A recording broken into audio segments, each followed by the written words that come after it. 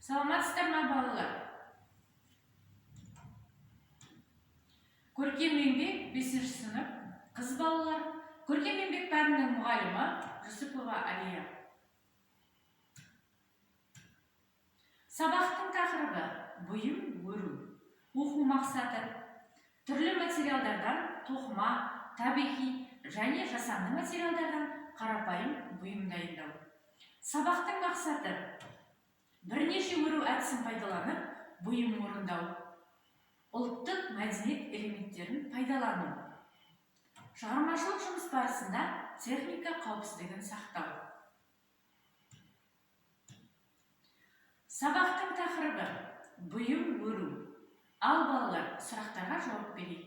Бірінші сұрақ: суретте нені көріп тұрмыз?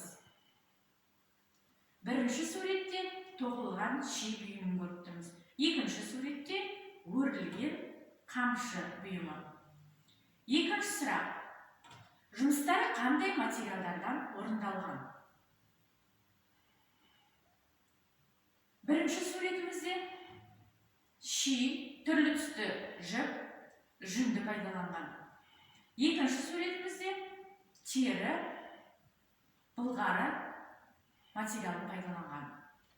Үшінші сұрағымыз: өру техникасы бірдей ма? Бірінші суретте тоқылған ши, тоқу өнері. Екінші суретте өру техникасы.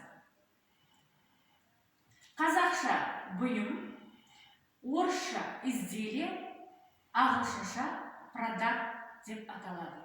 Ши тоқу өнері қазақ халқының көп ғасырлар бойы тарихы мен көне тәсілдерін сақтап келе жатқан қол өнерінің бір түрі. Ши түрлері: қазақ әйелдері шиді әртүрлі тәсілмен тоққан. Қазақ қол өнерінде ши тоқыманың негізгі 3 түрі болған. Олар өре ши, ши сабақтарын қарапайым өру.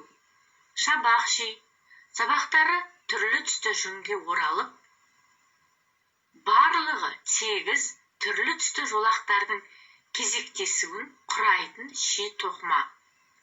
Шым ши, киіз үйдің керегесі мен туырлығы арасына ілінетін өрнекті ши тоқыма. Ши тоқу.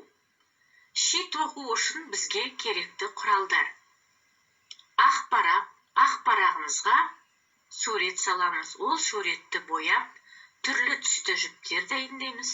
Шиімізді, жіптердің ара қашықтығы 15 сантиметр болу керек.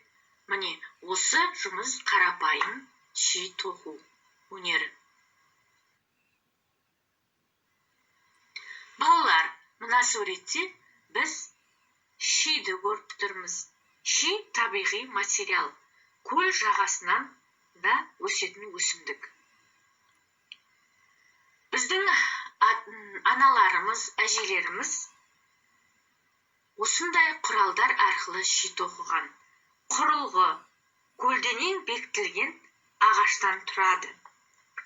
2 арқау жіпке, жіптердің ара қашықтығы тегіс болады. Жіптерге тас байлайды. Ши тоқылған кезде нығыздалып, әдемі тоқылу үшін. Тапсырма: түрлі материалдардан бұйым орындаймыз. Сызбаны таңдаймыз. Сызбаның көмегімен тоқимыз.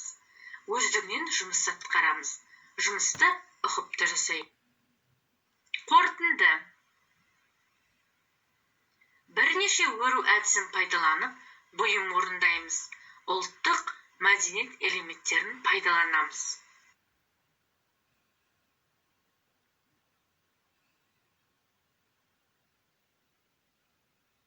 Сабақ аяқталды. Сау болыңдар балалар.